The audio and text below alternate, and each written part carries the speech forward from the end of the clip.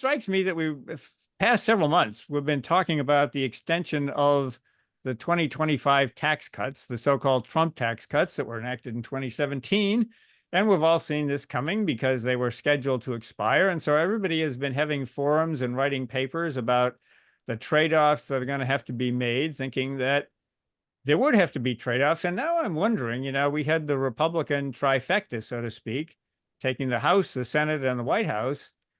So that raises two questions that I'd like your opinions on to get us started today.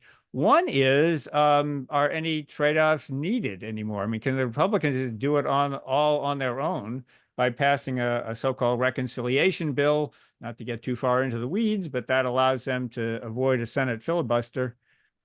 And the other question is, will they feel like they need to do any offsets? In other words, one is they have to compromise on policy. The other is whether in extending these tax cuts, which, could cost up to $4 trillion in lost revenue relative to the baseline, will they feel like they need to have some offsets? Brian, you're the Republican in the group, so let me begin with you. What are you hearing? I think first from a policy perspective, and thanks, Bob, for having me here. In 2017, when Trump took office with the Republican Congress, they went on a path to tax cuts with a deficit of $585 billion. This year, Trump is taking office with a Republican Congress ready to cut taxes, but they're starting with a deficit of $1.8 trillion. So one would hope that with the deficit triple what it was in 2017, we won't see the same deficit increasing playbook that we had in 2017. And that means having some offsets.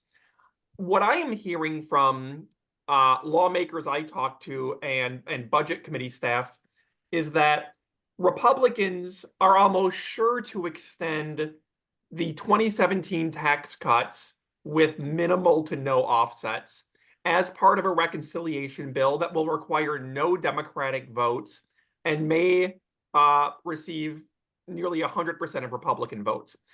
Where the offsets may come in handy for them and be necessary is any additional tax cuts beyond the TCJA.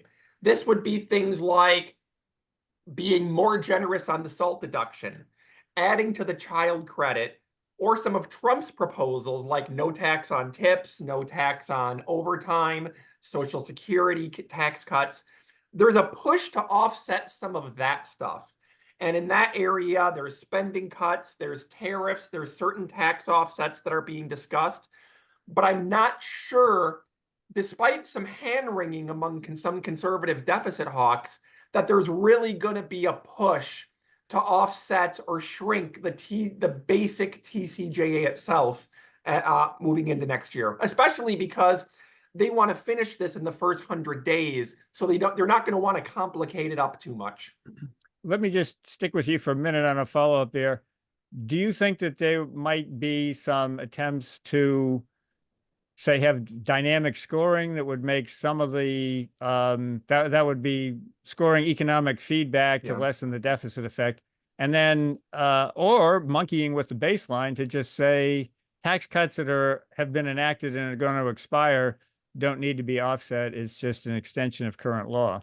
Absolutely. They're certainly going to use dynamic scoring. They used dynamic scoring in 2017. It ended up cutting up about 15–20% off the stated cost of the tax cuts. But they're gonna use all sorts of things. They're going to use dynamic scoring.